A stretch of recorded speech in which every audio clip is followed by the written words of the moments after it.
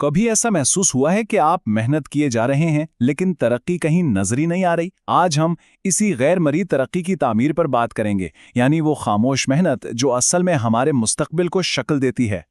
پتہ ہے، ترقی کا سب سے مشکل حصہ کوشش کرنا نہیں ہے، نہیں، بلکہ وہ تاخیر ہے، وہ انتظار جو ہماری ہمت کو آزماتا ہے، اور یہی وہ خاموش وقفہ ہے جہاں بڑے بڑے خواب اکثر دم توڑ جاتے ہیں۔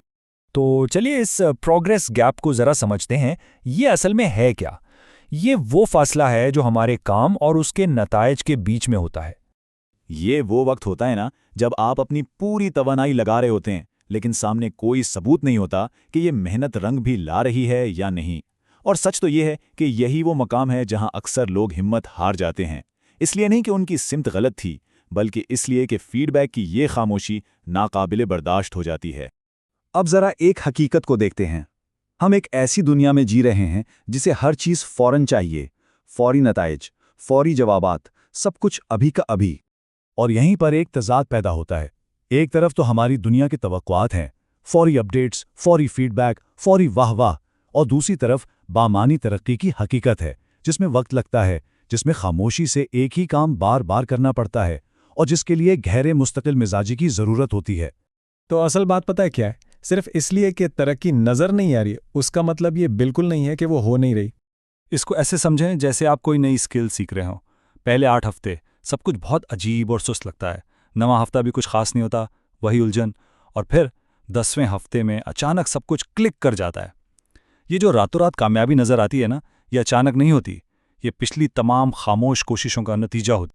تو اس انتظار کے دوران آپ اصل میں کیا بنا رہے ہوتے ہیں؟ آپ اپنے 3 سب سے قیمتی غیر مرئی اثاثے بنا رہے ہوتے ہیں، یعنی انویزیبل ایسٹس۔ وہ 3 اثاثے کیا ہیں؟ پہلا، وہ سکلز جو مستقبل میں آپ کی طاقت بنتی ہیں۔ دوسرا، آپ کی ساکھ یا ریپوٹیشن جو آپ کے لیے بند دروازے کھولتی ہے۔ اور تیسرا، وہ نظم و ضبط جو آپ کی پہچان بن جاتا ہے۔ چلیں ان کو ذرا گہرائی سے دیکھتے ہیں۔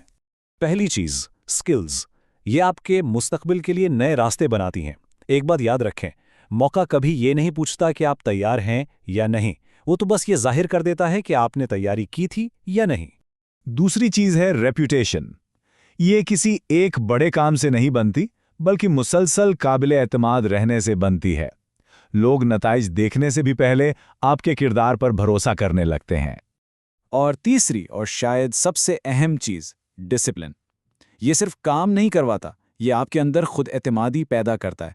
جب بھی آپ بنا کسی تعریف کے اپنا کام پورا کرتے ہیں تو آپ خود کو ایک پیغام دیتے ہیں کہ میں وہ کرتا ہوں جو میں کہتا ہوں۔ یہی چیز آگے چل کر لیڈرشپ اور مضبوطی کی بنیاد بنتی ہے۔ تو ٹھیک ہے، یہ تو سمجھ آ گیا کہ ہم کیا بنا رہے ہیں، لیکن سوال یہ ہے کہ اس پروسیس پر بھروسہ کیسے کیا جائے؟